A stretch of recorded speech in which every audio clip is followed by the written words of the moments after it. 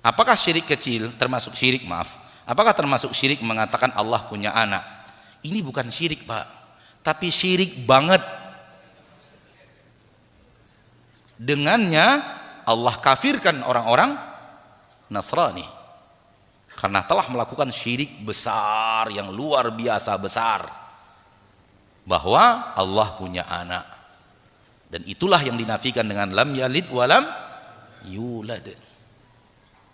Takadu samawatu yatafattarna min wa tanshaqqul ard wa takhirrul jibalu hadda an da'u lirrahmani walada. Hampir saja langit runtuh, bumi terbelah, gunung-gunung meledak ketika mereka katakan Allah punya anak. Kalau Allah punya anak, berarti anak Allah punya kekuasaan ayahnya. Karena dia punya unsur dari unsur ayahnya. Paham? Hah? Ada enggak seorang ayah lahir anaknya, unsur ayahnya enggak ada di anak itu? Ada. Seorang ayah, seorang suami punya istri, kemudian melakukan hubungan suami istri, lahir kelelawar. Ada? Enggak ada. Akan lahir anak punya unsur ayahnya. Sesuatu yang ada di ayahnya ada pada anaknya. Itulah diyakini oleh orang-orang Nasrani. Sehingga mereka ketika menyatakan Nabi Isa adalah anak Tuhan, punya unsur kekuasaan Tuhan. Karena anak Tuhan. Enggak mungkin anak Tuhan adalah sesuatu selain Tuhan. Maka Allah kafirkan mereka. Allah kafirkan mereka. Sedangkan Nabi Isa saja disamakan dengan Tuhan, Allah kafirkan, apalagi batu yang disamakan dengan Tuhan. Itu lebih kafir lagi.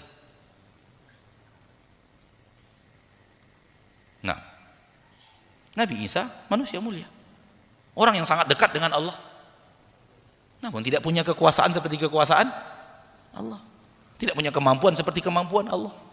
Lebih mulia daripada Nabi Isa, Nabi Muhammad sallallahu alaihi wasallam, namun tidak memiliki kekuasaan Tuhan, tidak memiliki kemampuan ilahi.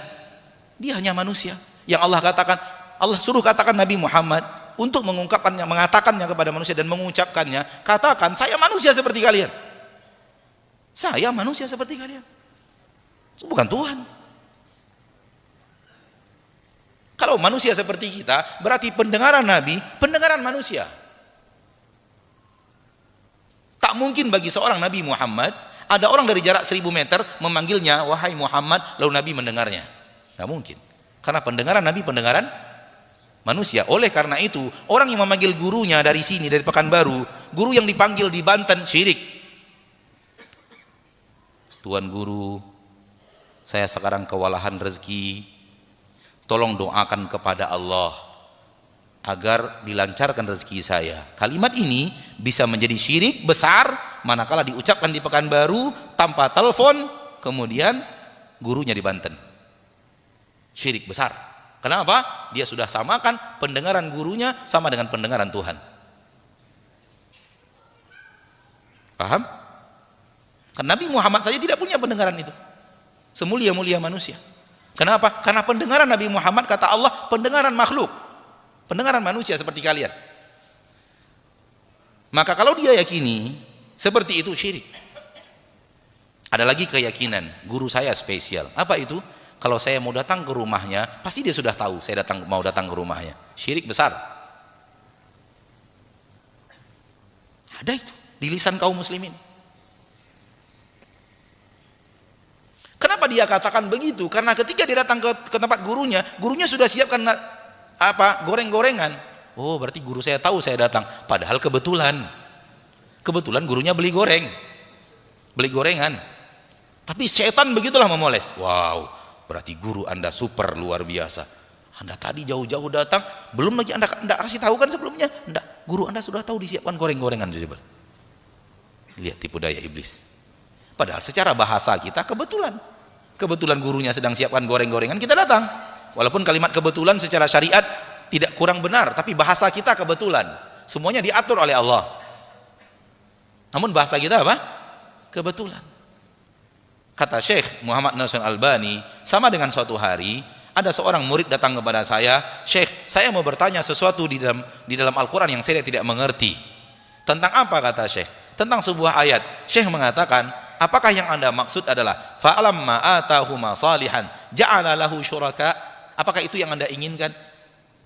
Kata muridnya, "Benar Syekh, itu yang saya inginkan." "Kok Anda bisa tahu?" Kata Syekh, "Kebetulan." Ini orang yang gurunya berakidah dan bertauhid. Padahal muridnya nggak tahu kan?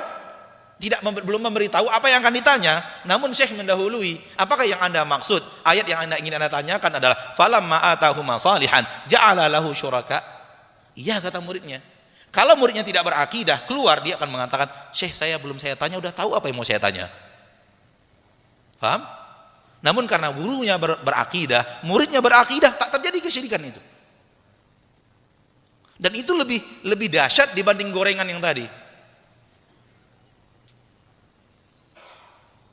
Kenapa dikatakan syirik? Benda hilang, lalu kita pergi ke orang yang kita anggap soleh, kita anggap alim, katakan kita tanya di mana benda yang hilang itu. Syirik besar. Karena yang tahu letak benda yang tak terlihat oleh mata hanya Allah. Nabi Muhammad nggak punya itu ilmu itu. Syirik besar. Dan dianggap bukan syirik besar oleh banyak manusia. Berarti penglihatan gurunya yang dia yakini sudah sama dengan penglihatan ilahi. Benda diketahui di mana letak benda yang hilang. Nah, maka menyatakan Allah punya anak bukanlah syirik, tapi syirik banget. Syirik yang luar biasa besarnya. Sampai langit yang kokoh itu bisa hampir-hampir runtuh mendengarkannya. Bumi ini hampir-hampir terbelah mendengarkannya. Saking bahayanya syirik itu. Itu yang Allah katakan dalam Al-Quran surat Maryam.